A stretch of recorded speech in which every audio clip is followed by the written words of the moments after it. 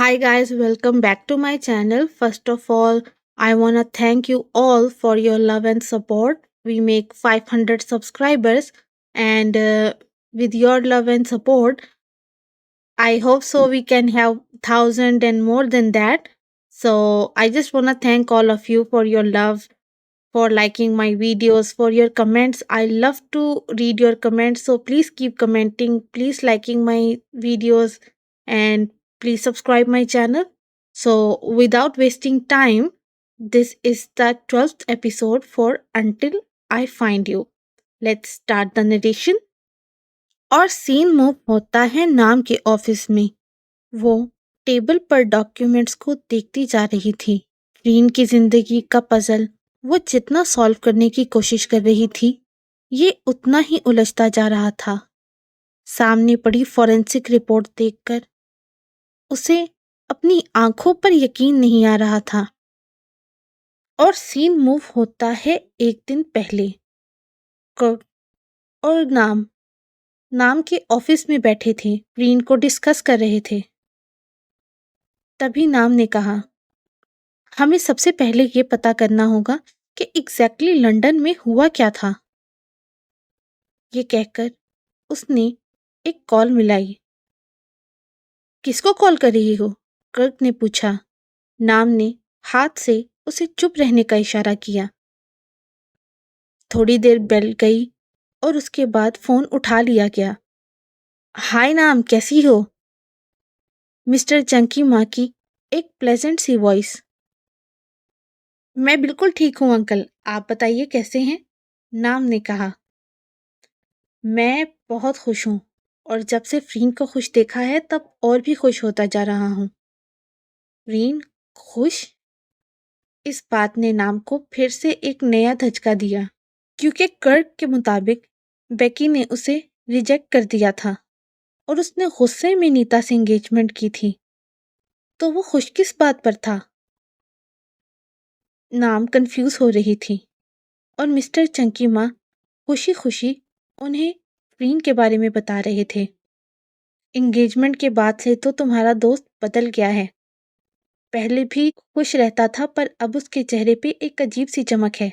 लग रहा है दोबारा से 17-18 साल का लड़का बन गया हो, जिसे नया नया प्यार हुआ है। वो खुशी से कह रहे थे। नाम हैरान होती जा रही थी। कर्ट ने तो कहा था कि वो बहुत पेन में है, रो रहा है। बेकी ने उसे रिजेक्ट कर दिया है। तो फिर इतनी जल्दी रीन एडजस्ट कैसे कर गया? और वो इतना खुश क्यों है? ये बातें उसे कंफ्यूज कर रही थी। तभी मिस्टर चंकी माँ के सवाल पर वो दोबारा अपनी सेंसेस में आई। तुमने मुझे किसी काम से कॉल किया था? और फिर नाम को याद आया कि उसने कॉल क्यों किया था। यस यस अंकल, वो मैं आपसे कहने वाली थी कि अब रीन ने एंगेजमेंट भी कर ली है और बहुत जल्दी वो दोनों शादी भी करने वाले हैं। तो आप उसके डिवोर्स पेपर जो उसकी वाइफ ने भेजे थे एक दफ़ा मुझे शेयर कर सकते हैं? मिस्टर चंकीमा थोड़े से हैरान हुए। लेकिन क्यों? देखिए अंकल, वैसे तो कोई प्रॉब्लम वाली बात नहीं है। उनके डिवोर्स को काफ़ी टाइम हो गया है, पर मैं नहीं चाहती कि बाद में हमें कोई सरप्राइज़ मिले। मैं बस लीगली वे में एक दफ़ा उन्हें चेक करवाना चाहती हूँ, ताकि शादी के बाद फ़्रीन को कोई प्रॉब्लम ना हो। नाम ने कहा। ओह! इस तरफ तो मेरा ध्यान ही नहीं गया। तुम कितना सोचती हो नाम, थैंक यू सो मच। तुम मुझे 1 घंटा दो, मैं खुद ही तुम्हारे पास पेपर्स लेकर आ जाता हूँ। नहीं अंकल, इसकी कोई ज़रूरत नहीं। आप ड्राइवर के हाथ भेज दीजिए, वैसे भी मुझे 1 घंटे में कहीं निकलना है। ओह! अच्छा। ठीक है, मैं अभी घर पर ही हूँ, मेरी स्टडी में है वो। मैं ड्राइवर के हाथ तुम्हें भेज रहा हूँ, वो 1 घंटे तक तुम्हें दे देगा, मिस्टर चंकीमा ने कहा। और नाम ने मुस्कुराकर उन्हें गुड बाय कहा और फ़ोन रख दिया। कर्क सामने बैठा हैरानी से उसे देखता रहा। तुमने डिवोर्स पेपर्स क्यों मंगवाए? कर्क ने कहा। क्योंकि मैं जानना चाहती हूँ कि क्या बेकी, रिबेका जो भी है ये वाकई फ़्रीन को छोड़ना चाहती थी? अगर वो डॉक्यूमेंट्स ओरिजिनल हैं, इसका मतलब है वो जानबूझकर फ़्रीन को अवॉइड कर रही है। वो नहीं चाहती कि फ्रीन को पता लगे कि वो पहले उसकी ज़िंदगी का हिस्सा थी। कर्क ने हाँ में सर हिलाया। तुम ठीक कह रही हो। अगर डिवोर्स पेपर्स ओरिजिनल हैं और बेकी के सिग्नेचर बिल्कुल ओरिजिनल हैं, तो 100% वो फ्रीन से अलग होना चाहती थी। लेकिन अंकल की एक और बात है जिसने मुझे परेशान कर दिया है। वो क्या? कर्क ने पूछा। तुमने मुझे कहा कि फ्रीन बहुत दुखी है। उस लड़की ने फ्रीन को रिजेक्ट कर दिया। हाँ, बेकी ने। कर्क ने उसे करेक्ट किया। हाँ हाँ, वही। अगर उसने फ्रीन को रिजेक्ट कर दिया है और वो दुखी है, तो अंकल मुझे ये क्यों कह रहे थे कि वो आजकल लवर बॉय वाली हरकतें कर रहा है, बहुत खुश है और बहुत इंजॉय कर रहा है? क्या? इस बात ने कर्क को भी हैरान कर दिया। अभी 1-2 दिन पहले ही तो वो फ्रीन से मिला था। वो कितना टूटा, बदहाल और रोया हुआ लग रहा था उसने खुद देखा था। ये पजल और भी ज़्यादा उलझता जा रहा था। और सीन मूव होता है प्रेजेंट में। फॉरेंसिक रिपोर्ट आ चुकी थी और वो 100% वैलिड थी। ये डॉक्यूमेंट बेकी ने अपनी मर्जी से साइन किया था। सिग्नेचर के इनिशियल्स थे रेबेका फ्रीन सरोजा आर्मस्ट्रॉन्ग। अगर वो फ्रीन से डिवोर्स लेने वाली थी, तो उसने अपने सरनेम में फ्रीन का नाम क्यों लिखा? नाम ये सोच रही थी, लेकिन फॉरेंसिक रिपोर्ट में ये साफ जाहिर था कि सिग्नेचर वैलिड थे। बेकी ने अपनी मर्जी से फ्रीन के लिए डिवोर्स पेपर्स पर साइन किया था। नाम हैरानी से उस डॉक्यूमेंट को देखते जा रही थी। कुछ तो गड़बड़ है। वो एक लॉयर थी, बहुत से डिवोर्स पेपर्स देख चुकी थी। कभी भी कोई लड़की जो अपने पार्टनर से अलग होना चाहती हो, अपने सिग्नेचर में अपने पार्टनर का नाम नहीं जोड़ती, अपना ओरिजिनल नाम लिखती है। कुछ तो है फ्रीन जो बहुत कॉम्प्लिकेटेड है। आई होप कि तुम्हारी यादें वापस आ जाएं और ये पहेली हम सुलझा सकें। नाम वो रिपोर्ट्स देखकर यही सोचते जा रही थी और फिर उसने कर्क को कॉल किया। हाँ, कैसी हो? कुछ पता लगा? कर्क ने उसका फ़ोन अटेंड करते ही कहा। डॉक्यूमेंट्स बिल्कुल वैलिड हैं।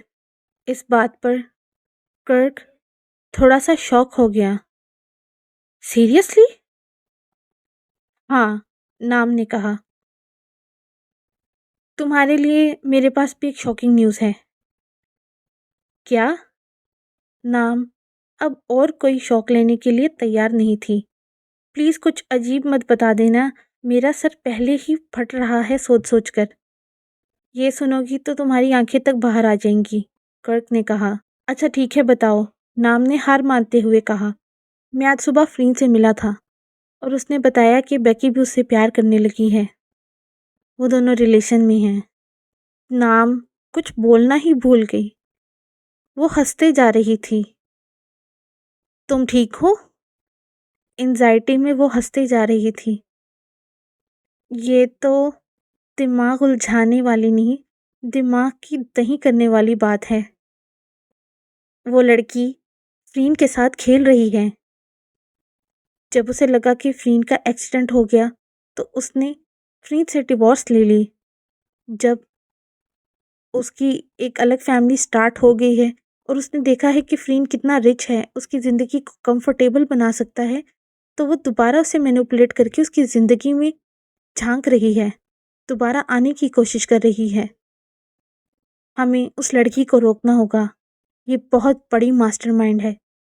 अब मुझे सब समझ आ रहा है। एक्सीडेंट के बाद जब फ्रीन अनकॉन्शियस था, उसे लगा होगा कि फ्रीन बचेगा नहीं, तभी उसने डिवोर्स फाइल कर दिया और फ्रीन से खुद को अलग कर दिया, ताकि वो अपनी लाइफ को कंफर्टेबल स्टार्ट कर सके। और अब जब उसे पता लगा है कि फ्रीन कितना रिच है और उसमें दोबारा इंटरेस्टेड हो रहा है, तो इसने दोबारा उसे अपने जाल में फंसा लिया है। How clever! नाम को लग रहा था कि उसने पजल सॉल्व कर लिया है। ये इतना मुश्किल भी नहीं था, पर कर्क, उसका दिल और दिमाग ये बात मानने को तैयार ही नहीं था कि बेकी कभी फ्रीन के साथ ऐसा कर सकती है। मुझे लग रहा है कि तुम बहुत जल्दी ये सब बातें कर रही हो। मुझे लगता है हमें थोड़ी और छानबीन करनी चाहिए, कर्क ने कहा। नाम ने कुछ सोचा। हाँ, बिल्कुल ठीक कह रहे हो। अगर वो लड़की वैसी ही है जैसा मैं बता रही हूँ, तो हमें और एविडेंस चाहिए, स्ट्रॉन्ग एविडेंस, ताकि रीन को हम समझा सकें। तुम तो जानते ही हो कि वो कितना इमोशनल है, नाम ने कहा। चलो फिर ठीक है, अब आगे क्या करना है? मैं इस लड़की से मिलूंगी। क्या? तुम सीधे से सामने जाकर उससे पूछ लोगी कि मैडम तुम कौन हो, और वो सब कुछ सच सच बता देगी? कर्क ने उसके आइडिया का मजाक उड़ाते हुए कहा। नहीं, मैं उसे ये नहीं बताऊंगी कि मैं कौन हूँ। बस मैं जानना चाहती हूँ उस लड़की को, उसके करीब जाना चाहती हूँ। धीरे धीरे मुझे लगता है कि उससे बात करके मुझे मेरे सवालों का जवाब खुद ही मिल जाएगा, नाम ने कहा। ठीक है, तुम्हें जब भी मेरी मदद चाहिए, मैं हमेशा तुम्हारे साथ हूँ, कर्क ने कहा। और नाम ने हाँ में सर हिला दिया। और सीन मूव होता है चंकीमा मेंशन में। जब से बेकी ने फ्रीन के प्यार को एक्सेप्ट किया था, उसके तो पैर जमीन पर नहीं टिक रहे थे। वो अपने कमरे में मिरर के सामने खड़ा रेडी हो रहा था, तभी अपनी आंखों को देखने लगा और बेकी के साथ गुजारी हुई अपनी प्रीवियस नाइट को सोचने लगा, जब पहली बार बेकी ने उसे अपना प्यार कन्फेस किया था। और सीन मूव होता है पास्ट में।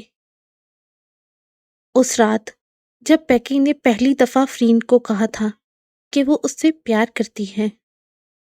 वो दोनों बहुत से लव चैप्टर्स के बाद एक साथ बिस्तर में लेटे थे।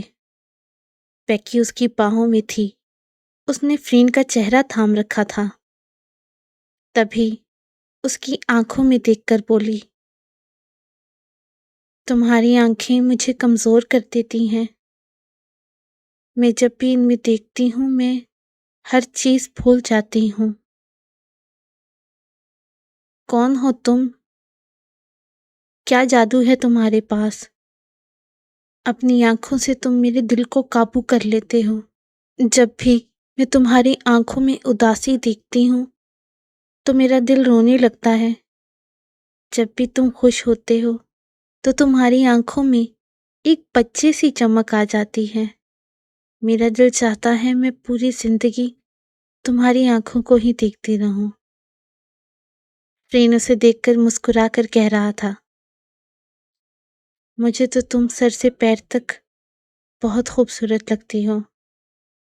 और उसने बेकी को अपनी बाहों में कसते हुए कहा, पर तुम जानती हो मैं सबसे ज्यादा किस चीज का दीवाना हूँ? बेकी उसकी आंखें देखने लगी। किस चीज के? तुम्हारे ये हार्ट शेप्ड लिप्स। ये कहकर उसने बेकी के लिप्स को किस कर लिया और फिर उसकी आंखों में देखकर बोला, जब भी तुम प्यार से मुझसे कुछ भी कहती हो, मैं भूल जाता हूँ कि तुम क्या कह रही हो। मैं बस तुम्हारे होंठ ही देखता रहता हूँ। उसकी इस बात पर बेकी हंसने लगी और उसे टाइटली हग कर लिया। I love you Freen, I love you so much. मैं तुमसे कभी अलग नहीं होना चाहती। और सीन मूव होता है प्रेजेंट में। आईने में खड़ा फ्रीन अपनी आंखों को देख रहा था, लेकिन उसमें उसे रिफ्लेक्शन बेकी का नजर आ रहा था। एक मुस्कुराहट उसके चेहरे पर आई और तभी उसका फोन बजने लगा। ये बेकी की कॉल थी। अब अक्सर वो रात भर मैसेजेस पर बात करते थे, हर वक्त एक दूसरे के साथ फोन पर कनेक्ट रहते थे। बेकी की कॉल देखते ही फ्रीन किसी बच्चे की तरह एक्साइटेड हो गया और उसने कॉल अटेंड कर ली। हाय माय लव, क्या कर रही हो? फ्रीन ने कहा। कुछ खास नहीं, कुछ काम था, वो सारा मैंने कर लिया है, अब फ्री हूँ। आप बुटीक नहीं आए आज? बेकी ने कहा। हाँ, वो मुझे डैड के साथ कुछ मीटिंग्स अटेंड करनी थी, उसके बाद घर आ गया था। अभी तैयार हो रहा था बुटीक आने के लिए। तो तुम बुटीक नहीं हो? नहीं, आज मैंने बताया ना कि काम जल्दी खत्म हो गया, तो मैं शायद घर के लिए निकल रही हूँ। अगर तुम फ्री हो तो घर क्यों जा रही हो? फ़्रीन थोड़ा चीख कर बोला। फ़्रीन कोई सुन लेगा, बेकी ने कहा। वो जानती थी कि फ़्रीन क्या चाहता है। वो बस मज़े लेते हुए बोली, तो फिर मुझे और कहाँ जाना चाहिए? मैं तुम्हारे साथ बहुत अच्छा वक़्त गुज़ारना चाहता हूँ। जहाँ तुम कहो वहाँ पर। फ़्रीन ने कहा। क्या सच में? बेकी ने कहा। मैं तो घर जाकर बस शावर लूँगी और सो जाऊँगी। बेकी उसे छेड़ रही थी। हाँ, तो मेरे घर पर आ जाओ ना, वो भी तो तुम्हारा घर ही है। वहाँ पर हीटेड बाथटब है, उसमें लेटोगी तो तुम्हारी थकावट 2 मिनट में दूर हो जाएगी और चाहोगी तो मैं तुम्हें मसाज भी दे दूँगा। फ़्रीन उसे मना रहा था। आपके घर? हमारे घर, फ़्रीन ने उसकी बात काटते हुए कहा। हमारे घर, मैं सोच रही थी कि आज नहीं मिल सकती, मैं बहुत थकी हुई हूँ। प्लीज़ बेकी, प्लीज़, मैं तुम्हें देखने के लिए तरस रहा हूँ। फ़्रीन बेग करने लगा। बेकी को हंसी आ गई। देखो, अगर तुम आज नहीं आई तो मैं अभी तुम्हारे घर आ रहा हूँ। बेकी जानती थी कि वो फ़्रीन है और कुछ भी कर सकता है। ओके ओके ओके, ठीक है, घर मत आइएगा, मैं बस 1 घंटे तक हमारे घर आ रही हूँ। आप भी आ जाइए, बेकी ने फ़्रीन से कहा। अब फ़्रीन ने अपने घर की एक चाबी बेकी को दे रखी थी, ताकि जब उसका दिल चाहे वो फ़्रीन से मिलने आ सके। उसकी बात सुनकर फ़्रीन एक्साइटेड हुआ और मुस्कुराकर स्टेयर्स उतरता तेज़ी से घर से बाहर जा रहा था, जब उसकी मॉम की आवाज़ ने उसे रोक दिया। आज उसके डैड भी घर पर थे। फ़्रीन, इतनी जल्दी कहाँ जा रहे हो? उसकी मॉम की आवाज़ पर उसके कदम रुक गए।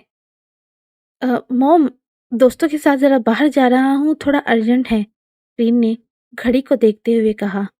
वो 1 मिनट भी ज़ाया नहीं करना चाहता था। वो जितना हो सके उतना टाइम बेकी के साथ गुजारना चाहता था। उसकी मॉम ने कहा, तुम्हारे कहने पर मैंने ये लंच बनाया है। अगर तुम खाए बगैर गए तो तुम्हारी खैर नहीं। उसकी मॉम उसे नाइफ से डराते हुए कह रही थी। उसके डैड भी डाइनिंग टेबल पर बैठ गए थे। साहबजादे, मुझे समझ आ रही है कि तुम्हें किस चीज़ की जल्दी है। थोड़ी देर बस खाना खा लो और उसके बाद चले जाना। उसका बिल्कुल कुछ खाने का दिल नहीं था, पर अपने डैड की बात सुनकर वो आया और तेज़ी से चेयर पर बैठ गया। उसने जल्दी-जल्दी डिशेस निकाली, बहुत थोड़ी, ताकि वो उन्हें जल्दी ख़त्म करके निकल सके। अरे अरे, आराम से, उसके डैड ने कहा। इतनी जल्दी क्यों है तुम्हें? नहीं डैड, जल्दी तो नहीं, फ़्रीन ने खुद को काबू करते हुए कहा। वो बार-बार घड़ी को देख रहा था। तुम्हारी क्या नीता के साथ डेट है? उसके डैड ने पूछा। नीता? नहीं डैड, फ़्रीन ने सोचते हुए कहा। अच्छा, मैं और तुम्हारी मॉम सोच रहे थे कि तुम लोगों ने शादी के बारे में क्या सोचा है? उसके डैड ने पूछा। अरे डैड, अभी मैंने नीता से शादी के बारे में बात नहीं की, अभी-अभी तो एंगेजमेंट हुई है। रीन को अब ये नीता वाला मैटर जल्दी सॉल्व करना था, ताकि कन्फ्यूजन को कम किया जा सके। मैं तुम्हें कहना चाह रहा था कि तुम जितना जल्दी हो सके नीता को अपनी ज़िंदगी में ले आओ, ताकि तुम्हें इस तरह तेज़ी से जाना ना पड़े। नहीं डैड, मैं नीता से मिलने नहीं जा रहा, रीन ने हंसते हुए कहा। अरे तुम्हारी एक्साइटमेंट ही बता रही है, तुम्हारी ये तैयारी कि तुम कहाँ जा रहे हो। हमने भी बहुत कुछ किया है जवानी में। ये कहने की देर थी कि फ़्रीन की मॉम ने फ़्रीन के डैड के बाजू पर हल्का सा हिट किया। मतलब ये कि तुम टाइम पर घर आ जाना और बस ठीक है, अगर तुमने और नहीं खाना तो तुम जाओ ना। उसके डैड ने जब देखा कि फ़्रीन की मॉम उसे घूर रही हैं, तो उन्होंने फ़्रीन को वहाँ से भेजना ही सही समझा, इससे पहले कि उसकी मॉम फ़्रीन के सामने ही उन्हें डाँट दें। ओके डैड, बाद में मिलता हूँ।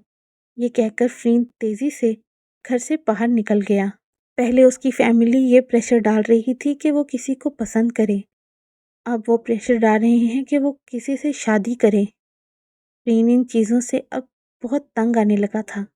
लेकिन अभी सबसे ज़रूरी ये था कि वो तेज़ी से जाकर बेकी को अपनी बाहों में भर ले।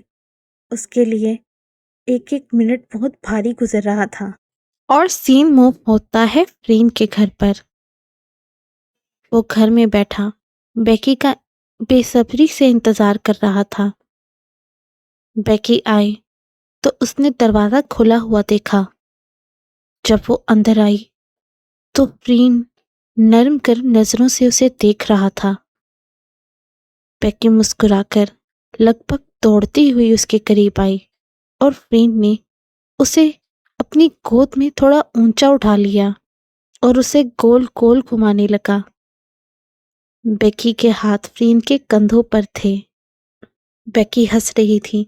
फिर फ़्रीन ने उसे नीचे उतारा और उसका चेहरा थामकर मुस्कुरा कर बोला, मैं तुम्हें बहुत मिस कर रहा था। ये कहकर वो बेकी को किस करने लगा। बेकी ने उसे टाइटली हग कर लिया। मैं भी तुम्हें बहुत मिस कर रही थी बेबी।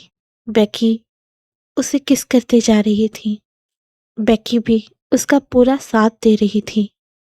वो दोनों यूं ही एक दूसरे को पागलों की तरह किस कर रहे थे। तभी फ़्रीन ने दोबारा उसे उठाया। बेकी की लेग्स फ़्रीन की कमर के गिर्द लिपटी हुई थीं। फ़्रीन यूं ही उसे गोद में उठाकर एक वॉल के पास ले गया और उसे वहां बनी स्लैब पर बिठा दिया। अब भी उन दोनों की आंखों में एक दूसरे के लिए ढेर सारा प्यार था। फ़्रीन ने दोनों हाथों से उसका चेहरा थामा। उसके चेहरे पर आई लटों को पीछे करके बोला, मैं तुम्हें देखने के लिए बेचैन था। ये कहकर उसने बेकी को फिर से किस किया। फिर उसकी आंखों में देखकर बोला, जब मैं तुमसे दूर होता हूँ तो बहुत अकेला महसूस करता हूँ, बहुत तन्हा। ये कहकर उसने फिर से बेकी को किस किया जो उसे करीब करते जा रही थी। फिर थोड़ी देर बाद फिर उसकी आंखों में देखकर बोला, तुम जान हो मेरी, आई लव यू सो मच। ये कहकर अब वो बेकी की नेक से लेता उसकी शोल्डर्स पर किस करने लगा। उसके हाथ बहुत तेजी से बेकी की शर्ट ओपन कर रहे थे। बेकी के हाथ फ़्रीन की शर्ट ओपन कर रहे थे। अब उसकी उंगलियां फ़्रीन के चेस्ट पर मूव कर रही थीं। उसने फ़्रीन को देखकर कहा, मैं भी तुमसे मिलने के लिए एक एक मिनट गिन रही थी बेबी। ये कहकर उसने फिर फ़्रीन को किस किया। I miss you so much. I want you Freen. उसने ये कहा और फ़्रीन उसे पैशनेटली किस करता रहा।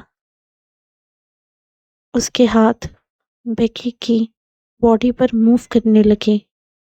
वो अपनी उंगलियों से बेकी को टीस करने लगा।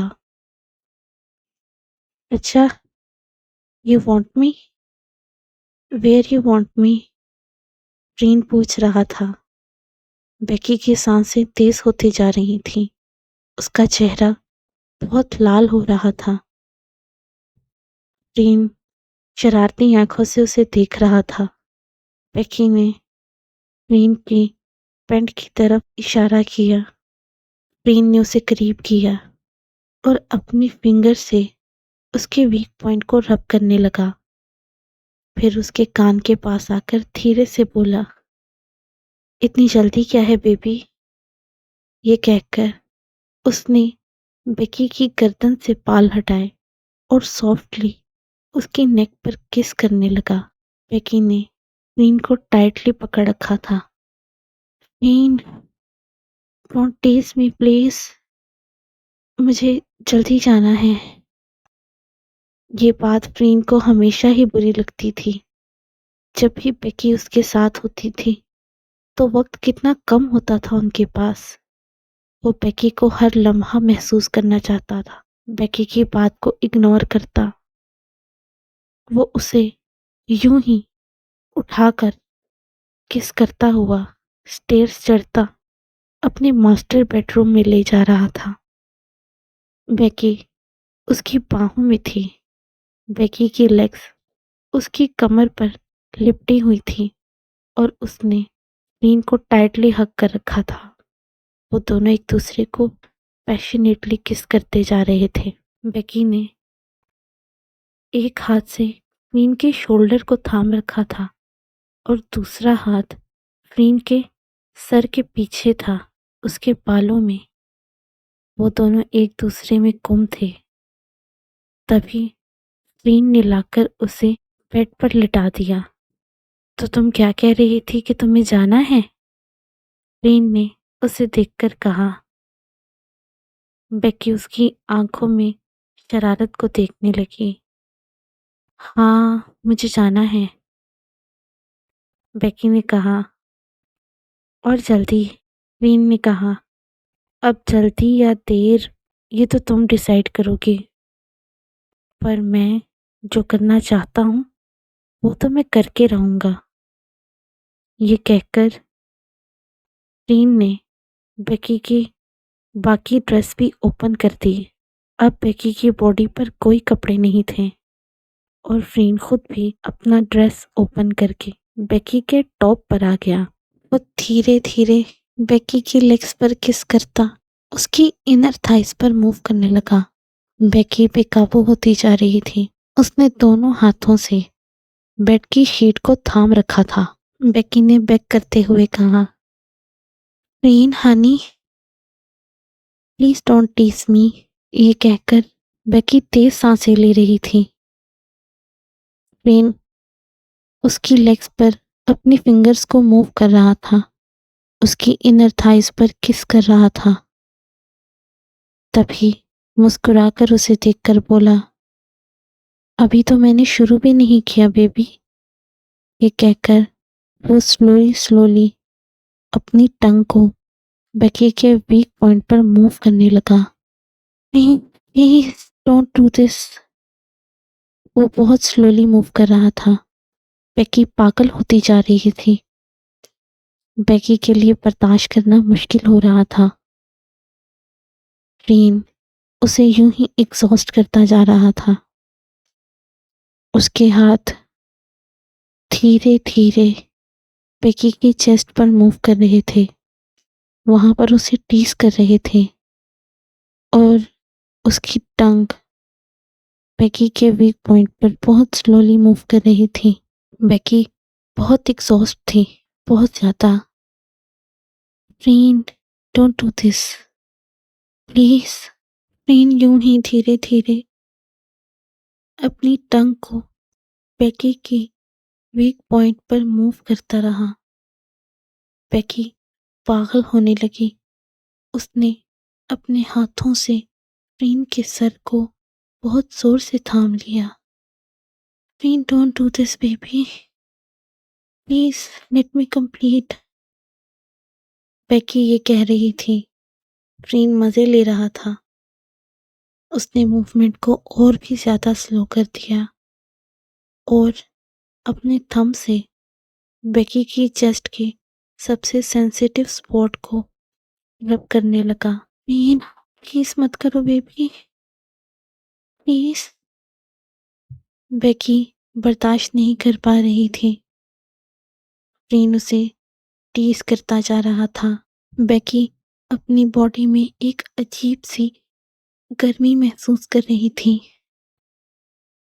तभी उसने टर्न लिया और फ्रीन के टॉप पर आ गई। फ्रीन यूं से देखकर मुस्कुराने लगा। आज से पहले कभी भी बेकी ने ऐसा कुछ नहीं किया था। आप बहुत नॉटी हैं, बेकी ने तेज सांसों के साथ कहा। फ्रीन मुस्कुराने लगा। तो फिर मैं आपको पनिश करूंगी, बेकी ने कहा। अच्छा, और वो कैसे? फ्रीन उसे देखकर पूछ रहा था। बेकी मूव करके उसके टॉप पर आ गई और उसे किस करने लगी। उसकी उंगलियां फ्रीन के चेस्ट पर मूव कर रही थी, उसकी डिजायर को बढ़ाती जा रही थी। उसने किस ब्रेक की और अपने लिप से फ्रीन की नेक को किस करने लगी। फ्रीन ने दोनों हाथों से उसकी कमर को थाम रखा था। बेकी किस करते करते नीचे जाने लगी और फिर उसने फ्रीन की आंखों में देखकर उसका चेहरा थाम कर कहा, आपको मुझे इतना टीज नहीं करना चाहिए था। अब आगे जो होगा वो मेरी गलती नहीं है। फ्रीन मुस्कुराने लगा। अच्छा, ऐसा क्या करेंगी आप?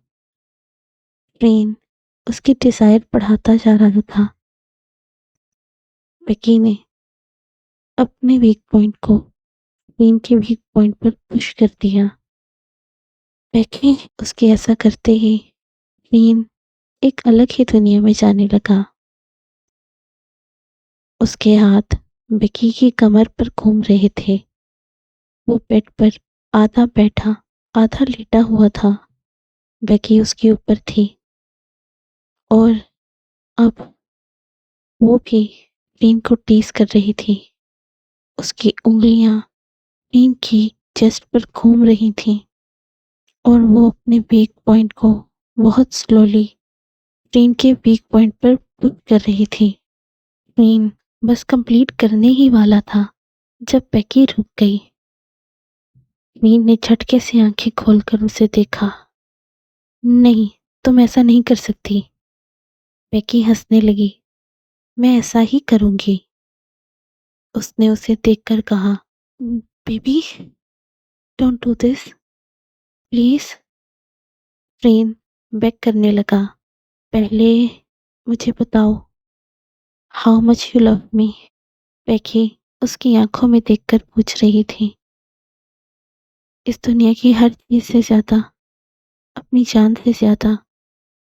अगर कोई मेरा सब कुछ ले ले और उसके बदले मुझे सिर्फ तुम मिल जाओ तो मैं खुशी खुशी अपना सब कुछ दे दूंगा।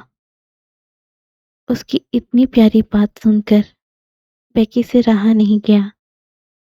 उसने फ्रीन को पैशनेटली किस किया और फिर से अपने वीक पॉइंट को स्लोली स्लोली फ्रीन के वीक पॉइंट पर पुश करने लगी। इससे फ्रीन की डिजायर और बढ़ती जा रही थी। Becky, I love you baby, please don't tease me, Freen ने कहा। बेकी मुस्कुराकर उसे कंट्रोल कर रही थी, उसे बेक करता देखकर मुस्कुरा रही थी। तभी फ्रीन अपने ऊपर कंट्रोल खो बैठा। उसने बेकी को टर्न दिया और उसके टॉप पर आ गया।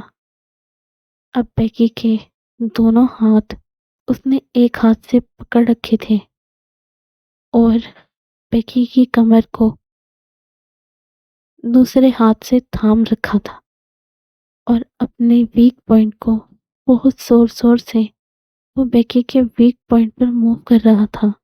उसके ये करने से बेकी एक और ही दुनिया में जाती जा रही थी।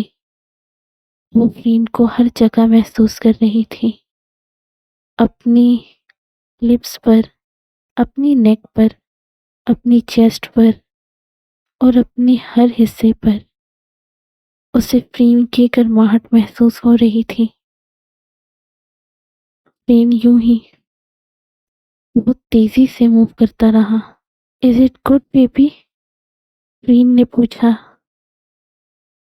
Awesome, Freen I want it more, hit me hard, Becky कह रही थी। फ्रीन और मूव करने लगा और फिर थोड़ी देर में उन दोनों ने कंप्लीट कर लिया एक साथ। कंप्लीट करने के बाद फ्रीन मुस्कुराकर बेकी की आंखों में देख रहा था। उसने बेकी के चेहरे से बाल हटाए और उसके माथे पर एक सॉफ्ट किस किया। अब तुम्हें जाना नहीं? फ्रीन पूछ रहा था। बेकी पूरी तरह पावरलेस थी। उसे कमर से थामकर अपने करीब करते हुए बोली, आप बहुत नॉटी हो, मुझे आपको छोड़कर कहीं नहीं जाना। ये कहकर उसने फ्रीन को होंठों पर एक लाइट किस किया। वो दोनों यूं ही एक दूसरे को देखकर मुस्कुराते रहे और फिर दोबारा से एक दूसरे में गुम हो गए। बहुत से लव चैप्टर्स के बाद बेकी फ्रीन की बाहों में पिघल कर सो रही थी।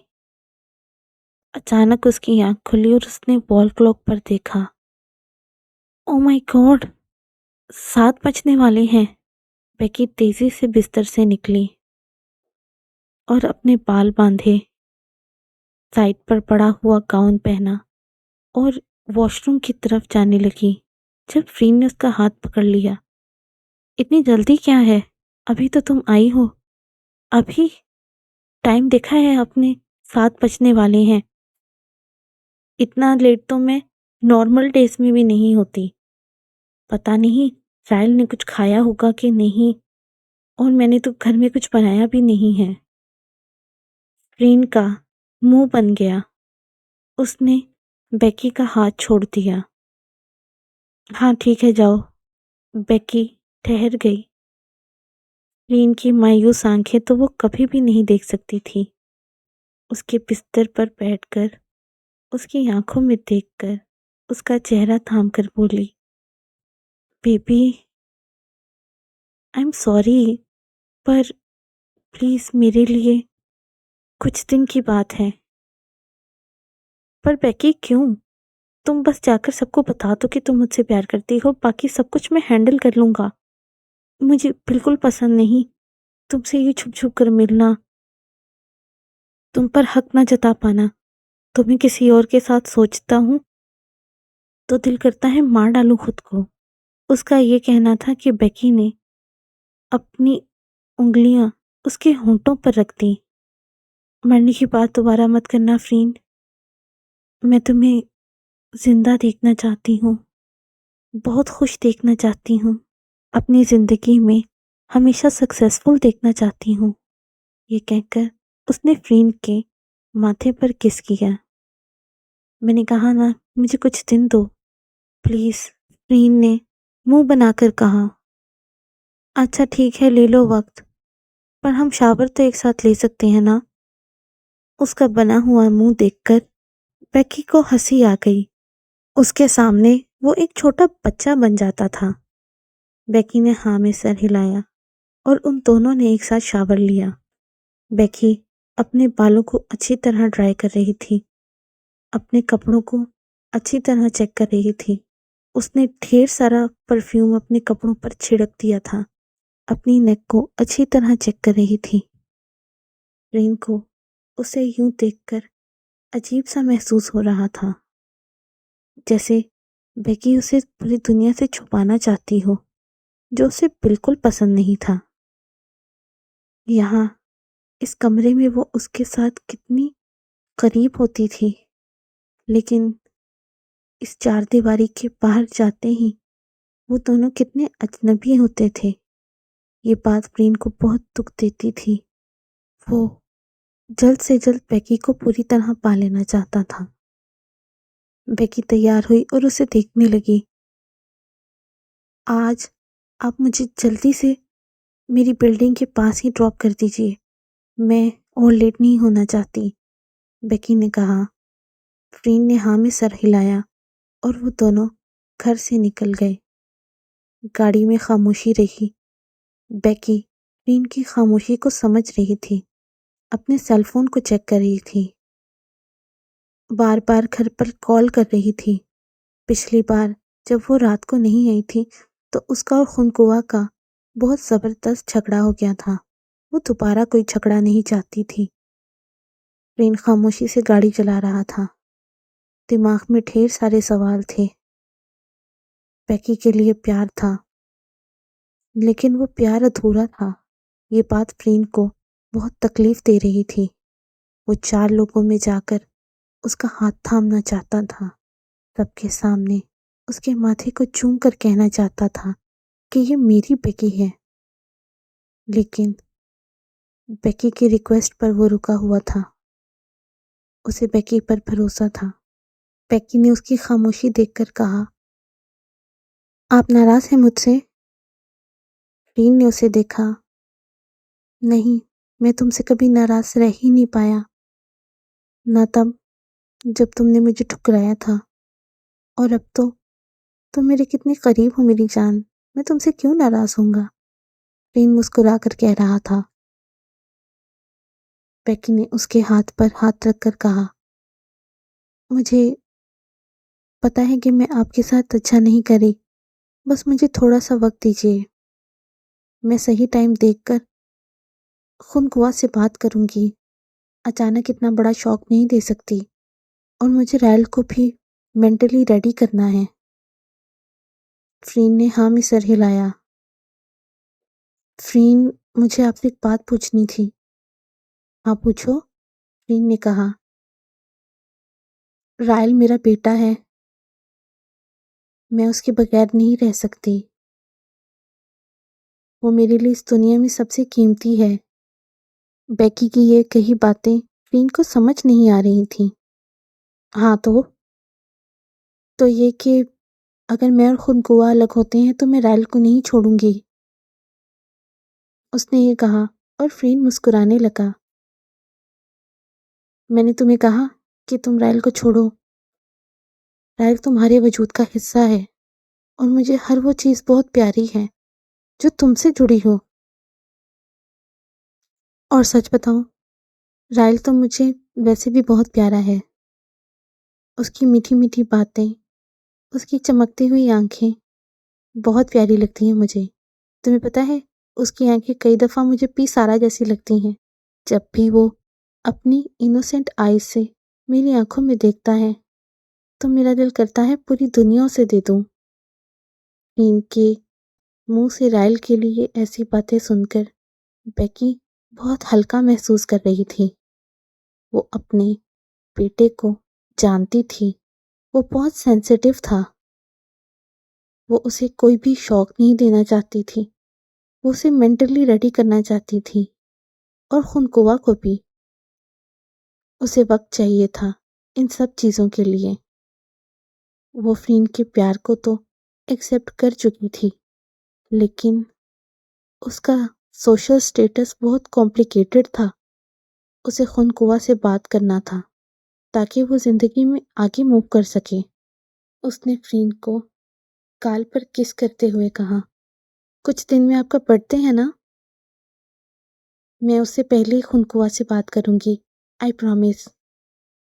बेकी ने ये कहा, और फ्रीन की आंखें चमकने लगी। उसने आगे बढ़कर बेकी के माथे को चूमा। आई love you baby, I love you so much. और फिर बेकी ने उसे गले लगा लिया। थोड़ी देर में उसने बेकी को उसकी बिल्डिंग के पास ड्रॉप किया और खुद किसी काम से चला गया। और सीन मूव होता है बेकी की सोसाइटी में। अभी वो सोसाइटी के अंदर एंटर ही हुई थी कि उसे रायल की एक मुस्कुराती हुई आवाज आई। उसने देखा तो खुनकुआ और रायल फुटबॉल खेल रहे थे। रायल बहुत खुश लग रहा था। खुनकुआ बड़े प्यार से उसे फुटबॉल खेलना सिखा रहा था। वो दोनों एक दूसरे के साथ कितने खुश थे। बेकी उन दोनों को देखते जा रही थी। राइल, इस तरफ शॉट मारो। दैट्स लाइक माई चैम्प, खुनकुआ ने कहा। राइल को डैडी के साथ मजा आ रहा है? खुनकुआ ने पूछा। बहुत ज्यादा daddy, you are the best, Ryle मुस्कुरा कर कह रहा था। इससे पहले ऐसा कुछ बेकी ने कभी कभी भी राइल के मुंह से नहीं सुना था। हुनकुआ बच्चों की तरह उसके साथ खेल रहा था। अच्छा अच्छा, बहुत हो गया। मम्मा को पता लगा कि हम दोनों इतनी मस्ती कर रहे हैं तो बहुत मारेगी, हुनकुआ ने मुस्कुराते हुए कहा। उसने राइल को ले जाकर बेंच पर बिठाया। उसके कपड़े और जूते जिन पर मिट्टी लगी थी अपने हाथों से साफ किए। फिर पानी की बोतल से राइल का चेहरा धुलवाया और रुमाल से उसे पोंछने लगा। मेरा प्रिंस, ये कहकर उसने राइल के गाल पर एक किस किया। डैडी से बहुत ज्यादा अच्छे प्लेयर हो तुम। नहीं डैडी, आप तो बेस्ट हो, राइल ने कहा। बेकी उन दोनों को ही देखती जा रही थी। वो धीमे कदमों से चलती। जब सोसाइटी पार्क में आई तो राइल ने उसे देखा और दौड़कर जाकर उसके गले लग गया। मम्मी, आज मुझे डैडी के साथ बहुत मजा आया। डैडी ने मुझे गेम्स दिलाए, डैडी ने मेरे साथ फुटबॉल खेला, मैं होमवर्क करने में मेरी हेल्प की और हम दोनों ने मिलकर आपके लिए खाना भी बनाया है, रायल एक्साइटेड सा बता रहा था। हुनकुआ मुस्कुराता हुआ चलता बेकी के पास आया। कैसा रहा मेरी स्वीट हार्ट का दिन? वो मुस्कुरा कर बेकी को देखकर कह रहा था। बहुत अच्छा, बेकी ने नजरें चुरा ली। चलो फिर रायल, हम दोनों अंदर चलते हैं और मम्मा के लिए टेबल सेट करते हैं। तब तक मम्मा शावर ले लेगी और थोड़ा सा रेस्ट कर लेगी, ठीक है? यस डैडी, रायल उछल उछल कर कह रहा था। वो बहुत खुश था। इतना खुश बेकी ने उसे पहले कभी नहीं देखा था। हुनकुआ को उसने गले लगा लिया। पर डैडी, मुझे चलकर ऊपर नहीं जाना, आप मुझे कंधों पर लेकर जाओ। अच्छा, आपको कंधों पर जाना है? हुनकुआ हंसने लगा। रायल, डैडी को कमर में दर्द हो जाएगा, बेकी ने कहा। अरे हल्का सा तो है मेरा बेटा, और अगर ही मैन भी है तो डैडी भी सुपर ही मैन है, उठा लेंगे इसे। ये कहकर हुनकुआ ने रायल को अपनी पीठ पर उठा लिया।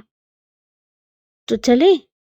यस डैडी, रायल ने खुशी खुशी कहा और हुनकुआ उसे यूं ही उठाकर ऊपर अपने घर तक लेकर चला गया। बेकी उन दोनों के पीछे ही थी। उन दोनों को एक दूसरे से मुस्कुराकर बातें करता देख रही थी। हुनकुआ कितना प्यार करता था राइल से। इस बात ने उसके अंदर एक गिल्ट भर दिया। उसे समझ नहीं आ रहा था कि क्या करे। वो तो हुनकुआ से ये कहने आई थी कि अब वो उसके साथ और नहीं चल सकती, वो उससे अपना रास्ता अलग कर लेना चाहती है। लेकिन यहाँ पर उन दोनों को इस तरह देखकर उसकी हिम्मत ही नहीं हुई हुनकुआ से कुछ भी कहने की।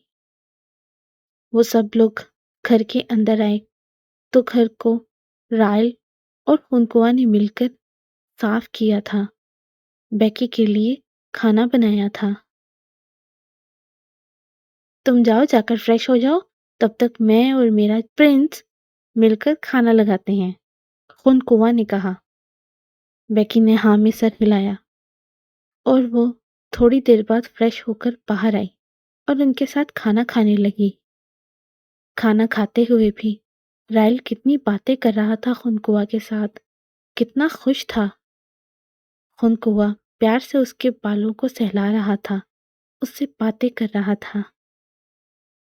बेकी उन दोनों को ही देखती जा रही थी। उन्हें इस तरह देखकर उसकी सारी हिम्मत टूट गई। और सीन मूव होता है फ्रीन के घर पर। फ्रीन अभी बेकी को ड्रॉप करके अपने घर आया ही था जब लाउंज में उसकी मॉम अपनी एक फ्रेंड के साथ बैठी थी, जिनके साथ उनकी बेटी भी आई थी, और वो बहुत उदास लग रही थी। उसकी आंखों से पता लग रहा था कि वो काफी देर रोती रही है। फ्रीन आया और आकर उनसे मिला। आंटी कैसी हैं आप, और पार्वती तुम कैसी हो? फ्रीन ने मुस्कुरा कर पूछा। हम ठीक हैं बेटा, पार्वती बिल्कुल चुप थी। उसकी आंटी ने कहा। रीन वहीं पर उनके पास बैठ गया। कोई प्रॉब्लम? कोई सीरियस टॉक? रीन ने पूछा। रीन की मॉम ने कहा। रीन, पार्वती का हस्बैंड उससे डिवोर्स लेना चाहता है। क्या? पर क्यों? रीन शॉक्ड सा पार्वती को देख रहा था। पार्वती ने रोते हुए कहा, हम दोनों खुश थे अपनी जिंदगी में, बहुत प्यार था, हर चीज ठीक थी। फिर अचानक उसने मुझे आकर कहा कि वो मेरे साथ नहीं रहना चाहता, उसे किसी और से प्यार हो गया है। अब मैं क्या करूं? वो रोते हुए कह रही थी। रीन उसका चेहरा देखता जा रहा था। हाँ, तो इसमें प्रॉब्लम क्या है? रीन की बात सुनकर वो तीनों लेडीज रीन को हैरानी से देखने लगी, जो उन्हें बहुत नासमझ लग रहा था। रीन, तुम पागल हो? इसका एक बच्चा है, उसकी मॉम ने नाराजगी से कहा। तो क्या हुआ मॉम, बच्चा तो इनका ही रहेगा। अब ये एक ऐसे इंसान के साथ थोड़ी रह सकती है जो इसे प्यार ही नहीं करता। रीन ने कहा। रीन की आंटी ने कहा, और बेटा सोसाइटी? अगर तुम जैसे कह रहे हो वैसे हम चले तो सोसाइटी का क्या होगा? हर दूसरे दिन अगर तुम्हें किसी से प्यार होगा तो क्या तुम लोग घर बदलते रहोगे? शादी एक बहुत बड़ी कमिटमेंट होती है फ्रीन, और इन दोनों का एक 5 साल का बेटा है। ये दोनों एक दूसरे से जुड़े हुए हैं, उसकी आंटी ने कहा। और फ्रीन ठहर गया। वो पार्वती को देखने लगा। तुम अपने बच्चे के लिए एक ऐसे इंसान के साथ बंधी रहना चाहती हो जो तुम्हें प्यार भी नहीं करता? फ्रीन हैरानी से उसे देखकर पूछ रहा था। पार्वती ने हाँ में सर हिलाया। वो सिर्फ भटक गया है फ्रीन, किसी ने उसे बहका दिया है। वो एक दिन दोबारा मेरे पास जरूर वापस आएगा। शादी कोई मजाक नहीं होती। हमारा रिश्ता बहुत मजबूत है। हमारा बच्चा है जो हमें जोड़े रखेगा। मैं उसे कभी नहीं छोड़ूंगी, मैं इंतजार करूंगी उसका। एक दिन जब उसे अपनी गलती का एहसास होगा तो वो वापस आ जाएगा मेरे पास। हमारा बच्चा, मैं उसे इस तरह से परेशान नहीं कर सकती। अगर मैंने उससे अलग कर लिया खुद को तो सबसे ज्यादा प्रॉब्लम मेरे बेटे को होगी। वो कैसे दुनिया को फेस करेगा? सबको क्या बताएगा कि उसके डैडी को किसी और से प्यार हो गया? सब लोग उसे कितना बुली करेंगे। और वो भी छोड़ो, वो मुझसे प्यार करे या ना करे फ्रीन, वो हमारे बेटे से बहुत प्यार करता है। मैं उसे एक मौका दूंगी। इस गलती को सुधारने का मैं उसका इंतजार करूंगी, और मुझे यकीन है कि वो समझ जाएगा, बदल लेगा अपने फैसले को। फ्रीन हैरानी से उसे देख रहा था। बदलेगा फैसले को? हाँ, वो मुझे और मेरे बच्चे को कैसे छोड़ सकता है? हमारी फैमिली को कैसे तोड़ सकता है? ऐसा नहीं कर सकता वो फ्रीन। हमारा बच्चा हम दोनों को जोड़े रखेगा, मुझे यकीन है। फ्रीन पार्वती की ये बातें सुनकर हैरान सा उन तीनों को देख रहा था। तो औरत ऐसी भी होती हैं, आदमी ऐसे भी होते हैं। अगर उन्हें किसी से प्यार ना भी हो तो उसके साथ रिश्ते में रहते हैं ताकि अपने बच्चों को अच्छा फ्यूचर दे सकें। उसकी आंखों में रायल का मासूम चेहरा घूमने लगा, कानों में बेकी की कही बातें घूमने लगी। रायल मेरे लिए सबसे कीमती है फ्रीन। मैं कोई भी ऐसा काम नहीं करूंगी जिससे उसे तकलीफ हो। फ्रीन को लगा कि उसे चक्कर आ रहे हैं, उसका दिमाग घूम रहा है। फ्रीन, फ्रीन तुम ठीक हो? फ्रीन की मॉम ने पूछा। मेरी मेरी तबीयत खराब है, एक्सक्यूज मी। ये कहकर वो तेजी से सीढ़ियां चढ़ता अपने कमरे में आया और आईने में खुद को देखने लगा। वो आंखें जिन्हें देखकर बेकी ने कहा था कि वो इनमें डूब जाती है, इन्हें देखकर सब भूल जाती है। जिन आंखों में उसे बेकी का रिफ्लेक्शन नजर आता था, अब उन आंखों में डर था उसे खो देने का। उसके कानों में अभी भी पार्वती की कही बातें घूम रही थीं। शादी कोई मजाक नहीं है, कमिटमेंट है बहुत बड़ी। हमारा एक बच्चा है, वो अपने बच्चे के लिए वापस आएगा। मैं इंतज़ार करूँगी फ़्रीन, मैं उसे ये नहीं करने दूँगी फ़्रीन। उसे लग रहा था कि उसका दिमाग फट जाएगा। वो सर पकड़कर बिस्तर पर बैठ गया। उसने अपने दिल पर हाथ रख लिया। नहीं बेकी, प्लीज़ मेरे साथ ये मत करना, प्लीज़। उसे पसीने आ रहे थे, उसे बहुत आंसू आ रहे थे। वो जानता था कि बेकी उससे बहुत प्यार करती है, पर वो उसे राइल से ज़्यादा नहीं चाहती। उसे इस बात का भी अंदाज़ा था। वो दिल में यही दुआएं कर रहा था कि बेकी कहीं अपना फैसला न बदल ले, कहीं बेकी उसे छोड़कर अपनी फैमिली को न चुन ले। उसे बहुत डर लग रहा था। और सीन मूव होता है मॉल में। बेकी हुनकुआ और राइल के साथ मॉल में आई थी। उनके बहुत कहने पर वो लोग घर के लिए चीजें ले रहे थे और हुनकुआ राइल के साथ ही बिजी था।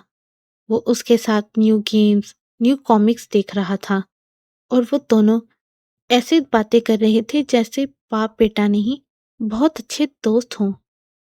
बेकी ना चाहते हुए भी उन्हें यूं देखकर बहुत सुकून महसूस कर रही थी, मुस्कुरा रही थी। तभी वो सामने से आते किसी इंसान से टकराई। ओह सॉरी, बेकी ने कहा। इट्स ओके, सामने खड़ी लड़की ने मुस्कुरा कर कहा। वो नाम थी। मैं हेल्प कर देती हूँ। बेकी ने नाम के हाथ से गिरा हुआ सामान उठाने में उसकी मदद की। लगता है तुम्हारा हस्बैंड और बेटा गेम्स और कॉमिक्स के बहुत शौकीन हैं, नाम ने खुनकुआ और राइल को देखकर कहा, जिन पर बेकी की नजरें टिकी थीं। हाँ, आपको कैसे पता कि वो मेरे हस्बैंड ही हैं? उसने अचानक नाम को देखकर पूछा। बस गेस कर लिया। इस तरह वीकेंड्स पे अक्सर फैमिलीज ही शॉपिंग के लिए आती हैं, नाम ने मुस्कुरा कर कहा। बाय द वे, मेरा नाम नाम है, नाम ने हाथ आगे बढ़ाते हुए कहा। मेरा नाम रेबेका है, रेबेका हुआ। ये कहकर बेकी ने हाथ बढ़ाया और उन दोनों ने हाथ मिलाया। Rebecca, nice name. तुम्हें सिर्फ रेबेका ही बुलाते हैं क्या? कोई शॉर्ट फॉर्म नहीं? नहीं, सिर्फ बाहर के लोगों के लिए। घर वाले मुझे बेकी बुलाते हैं, बेकी मुस्कुराकर कह रही थी। Nice to meet you Becky. I hope मैं तुम्हें बेकी कह सकती हूँ, नाम ने मुस्कुराकर कहा। Why not? तो चलो बेकी, तुम्हारे हस्बैंड और बेटा तो बहुत बिजी हैं, हम दोनों क्यों ना थोड़ी देर सैलून में चलें? पर मैं डोंट वरी, तुम मुझे अपनी दोस्त ही समझो, तो जो भी ट्रीटमेंट का बिल होगा वो मेरे ऊपर है, नाम ने मुस्कुरा कर कहा। मैं अपने हस्बैंड को बता कर आती हूँ, बेकी ने कहा। वो खुनकुआ के पास गई। हनी, अगर मैं थोड़ी देर के लिए स्पा में चली जाऊं तो कोई प्रॉब्लम तो नहीं? अरे प्रॉब्लम क्या होगी? मैं और राइल तो गेम जोन जा रहे हैं, हम तो बहुत इंजॉय करने वाले हैं, क्यों राइल? यस डैडी, राइल ने मुस्कुरा कर कहा। तो तुम जाओ स्पा में, तुम्हारे लिए अच्छा है, कुनकुआ ने मुस्कुरा कर कहा। ओके, बेकी ने भी मुस्कुरा कर जवाब दिया और नाम के पास आ गई। ठीक है, लेकिन बिल आधा आधा करेंगे, बेकी ने मुस्कुरा कर कहा। नाम ने हाँ में सर हिला दिया और वो दोनों स्पा चले गए। बहुत टाइम के बाद बेकी स्पा आई थी। नाम उसे सबसे एक्सपेंसिव ट्रीटमेंट्स दिलवा रही थी। पहले बेकी ने मना किया क्योंकि ये उसका बजट आउट कर देता, लेकिन नाम ने पूरा क्रेडिट एडवांस में पे कर दिया और बेकी को इंसिस्ट किया उसके साथ आने के लिए। वो दोनों हर्बल वाटर में हीटेड पूल के अंदर बैठे थे और अपनी थकन उतार रहे थे। तो रेबेका, ओह बेकी, तुम मुझे अपने बारे में कुछ बताओ, नाम ने उससे पूछा। मेरे बारे में मेरे बारे में क्या जानना चाहती हैं आप? बेकी ने कहा। अपने घर के बारे में, फैमिली के बारे में, अपने शौक, बेकी ने बताया। मेरे डैड कोच हैं। वो थाईलैंड की स्टेट टीम के बेसबॉल कोच हैं। अब रिटायर हो गए हैं। मेरी मॉम और वो दोनों फुकेट में रहते हैं। मैं उनकी इकलौती बेटी हूँ और मैरिड हूँ। कुआ मेरे हस्बैंड हैं जिन्हें आपने देखा, और रायल मेरा बेटा। बेकी ने यही बताया। ओह अच्छा, और कुछ नहीं? और और मैं बुटीक में जॉब करती हूँ। आपने दी आइकन अलीसारा का नाम तो सुना होगा? नाम ने हाँ में सिर हिलाया। उन्हीं के बुटीक में मैं जॉब करती हूँ, बेकी ने कहा। नाइस, काफी सिंपल सी है तुम्हारी जिंदगी। काफी सिंपल बातें करती हो तुम। नाम उसे बड़ी केयरफुली ऑब्जर्व कर रही थी। उसे रोज बहुत से क्लाइंट से मिलना पड़ता था। वो एक लॉयर थी, लेकिन इस लड़की का कॉन्फिडेंस, इसके बात का तरीका बिल्कुल नहीं लग रहा था कि वो झूठ बोल रही है। पहले तो नाम को लगा कि ये बहुत शातिर खिलाड़ी है, तभी कोई भी चीज अपने चेहरे पर एक्सप्रेस नहीं कर रही। तुमने पढ़ाई कहाँ से की है? नाम ने पूछा। मैंने अपनी हाई स्कूल पढ़ाई तो यहाँ थाईलैंड से ही की है, फुकेट से। उसके बाद मेरे डैड ने मुझे बताया कि मैं स्कॉलरशिप पर अपने हस्बैंड के साथ लंदन गई थी। वहीं पर हमें प्यार हुआ और मैंने शादी कर ली। तुम्हारे डैड ने बताया? क्यों तुम्हें खुद याद नहीं? नाम ने उसको देखकर थोड़ा सा मुस्कुराते हुए कहा। एक अजीब सी मुस्कुराहट जो बेकी को बिल्कुल अच्छी नहीं लगी। नहीं, एक्चुअली मुझे एमनीशिया है। इस बात से नाम शॉक्ड रह गई। एमनीशिया? हाँ, 9 साल पहले लंदन में एक एक्सीडेंट हुआ था जिसमें मैं अपनी याददाश्त खो बैठी। उसके बाद से सिर्फ पिछले 9 साल में जो हुआ मुझे वही याद है। उससे पहले की यादें बहुत धुंधली हैं। मुझे ठीक से कुछ याद नहीं। नाम को लगा कि उसका दिमाग फटने वाला है। कितनी कैजुअली उसने बताया था कि उसे एमनीशिया है, जैसे कि वो उसे ये बता रही हो कि आज रात डिनर में वो क्या खाने वाली है। तो तुमने अपनी यादें दोबारा लाने की कोशिश नहीं की? नाम हैरानी से उसे देखकर पूछ रही थी। मैंने बहुत कोशिश की, पर मेरे मॉम डैड और मेरे हस्बैंड सबका यही मानना है कि इसकी ज़रूरत नहीं है। मैंने कोई मेडिकल ट्रीटमेंट भी नहीं लिया क्योंकि मैं इसे अफोर्ड नहीं कर पा रही थी। कभी-कभी बहुत दिल चाहता है कि मुझे याद आ जाए कि मेरे बीते कल में क्या हुआ था, लेकिन आज भी इतना बुरा नहीं है, बेकी मुस्कुरा कर कह रही थी। नाम हैरान होती जा रही थी उसे देखकर। उसके चेहरे से ये बिल्कुल ज़ाहिर था कि वो झूठ नहीं बोल रही, और वो उससे झूठ बोलेगी भी क्यों? वो तो नहीं जानती कि नाम कौन है। वो दोनों यूं ही हीटेड पूल में बैठे थे, तभी बेकी का फ़ोन बजने लगा।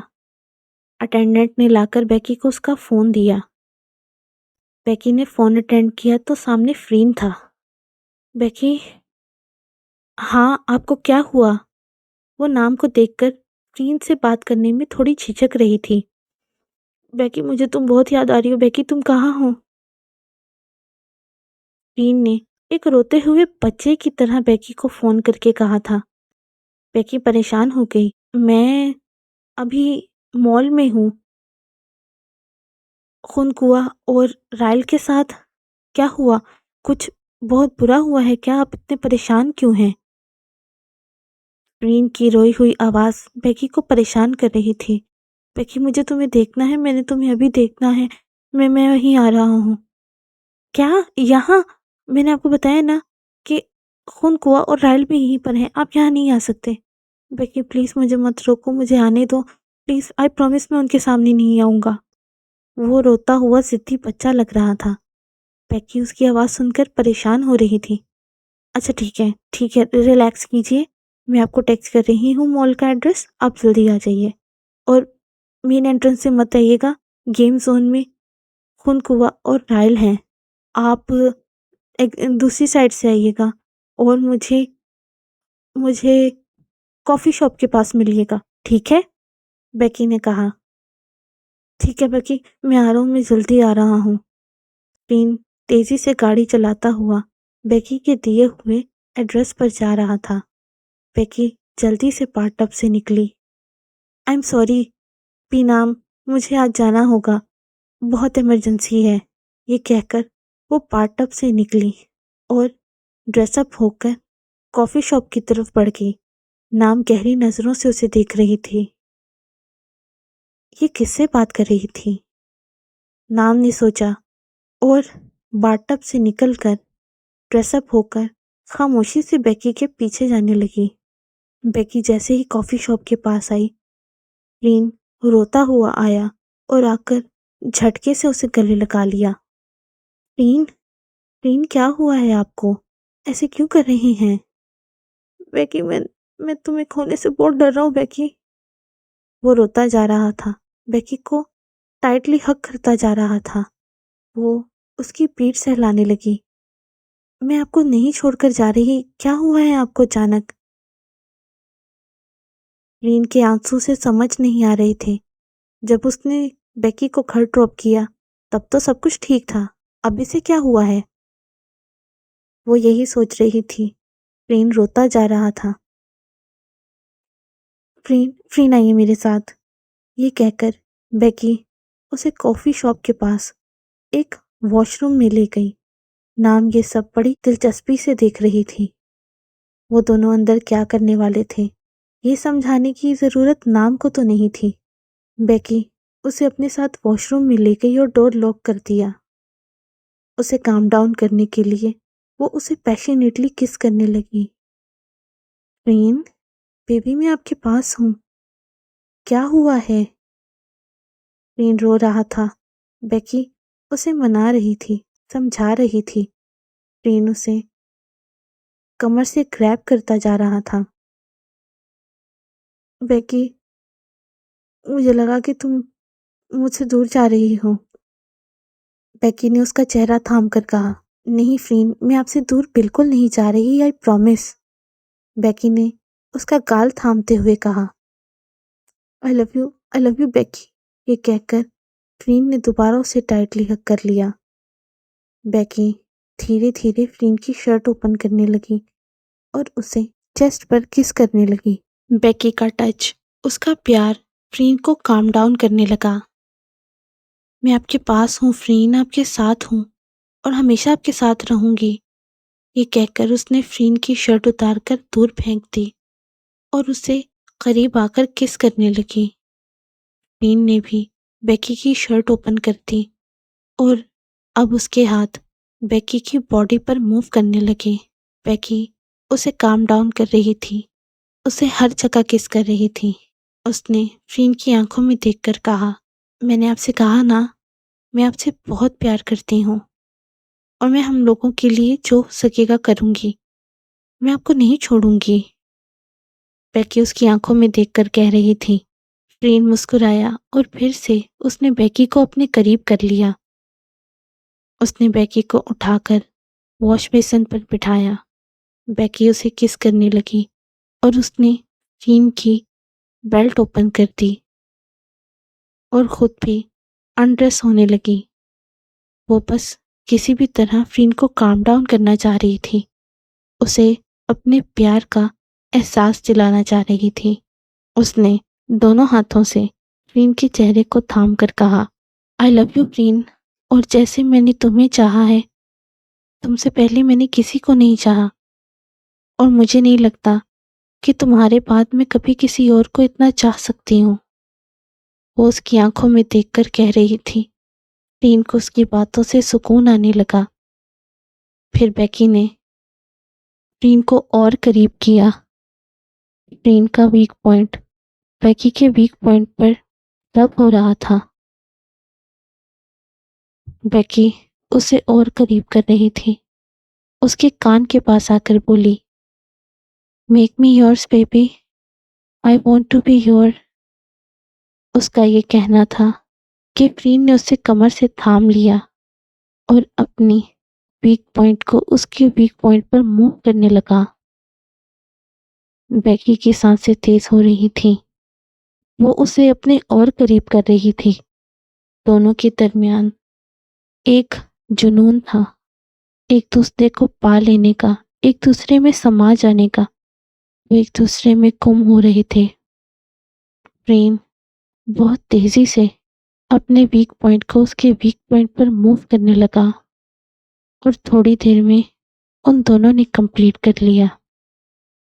कंप्लीट करके बेकी ने उसका चेहरा हाथों में लिया और फिर से उसके फॉरहेड को किस करके बोली, आप बिल्कुल फिक्र मत कीजिए, मैं आपको कभी नहीं छोड़ूंगी। बेकी की आंखों में एक चमक थी जिसने फ्रीन को काम डाउन कर दिया। फ्रीन ने दोबारा उसे गले लगा लिया। आई एम सॉरी बेकी, मैं चीज़ों को तुम्हारे लिए मुश्किल नहीं करना चाहता, मैं बस बहुत डर गया था। उसकी आवाज़ एक बच्चे सी महसूस हो रही थी। बेकी को उस पर और प्यार आने लगा।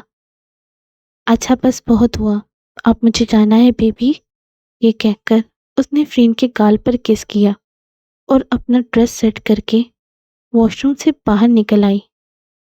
उसके निकलने के थोड़ी देर बाद फ्रीन खुद भी ड्रेसअप होकर वॉशरूम से बाहर निकला और मॉल से बाहर चला गया। नाम ये सब कुछ देख रही थी। उसको तो यकीन नहीं आ रहा था। उसने सर पकड़ लिया। ये बात जब उसने कर्क को बताई तो उसे भी इस बात पर यकीन नहीं आ रहा था। ये सब कब और कैसे हुआ? उन लोगों को समझ नहीं आ रही थी फ्रीन का अफेयर है रेबेका के साथ, जो पहले उसकी बीवी थी बेकी। नाम को अपनी दुनिया घूमती महसूस हुई। फ्रीन को बेकी से फिर से प्यार हो गया। वो दोनों अफेयर चला रहे हैं जो कि पहले मैरिड रह चुके थे। ओह माय गॉड, अब और कितने सरप्राइजेस हैं, नाम यही सोच रही थी। और इसी के साथ एपिसोड 12 एंड होता है। मिलते हैं नेक्स्ट वीडियो में। Stay blessed and peace out.